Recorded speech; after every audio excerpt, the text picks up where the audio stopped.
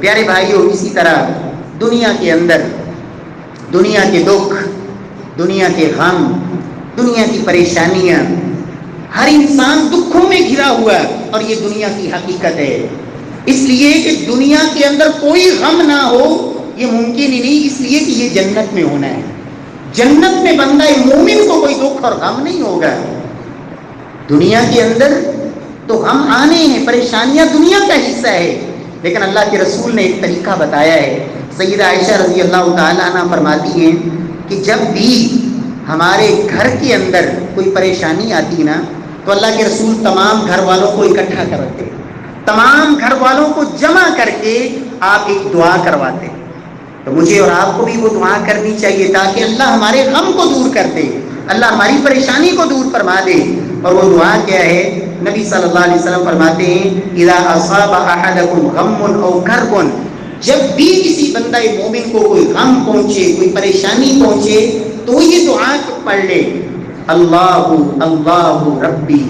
لا اشرک بہ شیئا،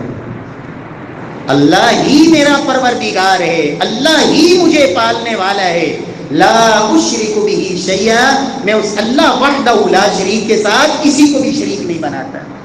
فرمایا جو بندہ یہ دعا پڑھ لیتا ہے اللہ اس کے غم کو دور کر دیتا ہے، اللہ اس کے غم کو دور کر دیتے ہیں۔ اور ذخیرہ احادیث کے اندر ایک دعا وہ بھی ہے جس کے بارے میں اللہ کے نبی نے یہ فرمایا ہے، اور یہ میرے علم کے مطابق کسی اور دعا کے بارے میں اتنی بڑی فضیلت نہیں ہے۔ غموں کی علاج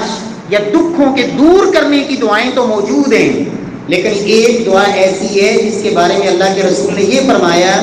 کہ اللہ رب العزت غم کو دور کر دیتے ہیں اور اس کی جگہ پہ اللہ بندہ مومن کو خوشی نصیب فرماتے ہیں۔ غم دور ہوگا، تکلیف دور ہوگی، اور اس غم دور کرنے کے بعد اللہ رب العزت انسان کو اس سے بڑھ کے خوشی نصیب فرماتے ہیں۔ اور وہ دعا کیا ہے؟ رسول اللہ صلی اللہ علیہ وسلم فرماتے ہیں ما قال عبد قط اذا اصابه هم او حزن، سیدنا عبداللہ بن مسعود رضی اللہ تعالیٰ عنہ کی یہ روایت مستدرک حاکم میں ہے، شیخ البانی رحمۃ اللہ علیہ سلسلہ صحیحہ میں لائے ہیں کہ کسی بھی بندے کو جب غم پہنچتا ہے، پریشانی آتی ہے، کوئی صدمہ آتا ہے، کوئی تکلیف آتی ہے، اور وہ یہ دعا پڑھتا ہے اللہم انی عبدک وابن عبدک وابن امتک ناصیتی بیدک ماض فی حکمک عدل فی قضاؤک اسألک بکل اسم هو لک سمیت به نفسک او انزلتہ فی کتابک او علمتہ احدا من خلقک او استأثرت به فی علم الغیب عندک ان تجعل القرآن العظیم ربیع قلبی ونور صدری وجلاء حزنی وذہاب ہمی۔ نبی کائنات صلی اللہ علیہ وسلم فرماتے ہیں الا ابدلہ اللہ مکان حزنہ فرجا، اللہ اس کے غم کو دور کر دیتے ہیں اور غم کے دور کرنے کے بعد اللہ اسے خوشی نصیب فرماتے ہیں۔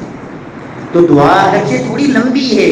لیکن میرے پیارے بھائیوں جب دنیا کے اندر ہم اور بہت بڑے بڑے کام کر لیتے ہیں تو یہ دعا بھی یاد کرنی چاہیے۔ اس دعا میں انسان سب سے پہلے اپنی بے بسی کا اظہار کرتا ہے، اے اللہ میں تیرا بندہ ہوں، تیرے بندے کا بیٹا ہوں، تیری بندی کا بیٹا ہوں، اے اللہ میرے اوپر تیرے آرڈر چلتے ہیں، میں تیرے حکموں کا پابند ہوں، یا اللہ تیری اجازت کے بغیر میں حرکت بھی نہیں کر سکتا۔ اے پروردگار میں تجھ سے سوال کرتا ہوں تیرے ناموں کے ساتھ، تیری صفات کے ساتھ، تیرے ان خوبصورت ناموں کے ساتھ جن کو بھی تو نے قرآن میں ذکر کیا یا جن کو بھی محمد مصطفیٰ نے ہمیں بتایا، یا اللہ تیرے وہ نام جو تیرے پاس غیب کے خزانوں میں ہیں تو نے بندوں کو بتائی ہی نہیں، یا اللہ ان سارے ناموں کے ساتھ میں تجھ سے سوال کرتا ہوں، اے اللہ قرآن حکیم کو میرے دل کی بہار بنا دے، اے اللہ میرے دکھوں غموں اور پریشانیوں کا اے اللہ علاج بنا دے۔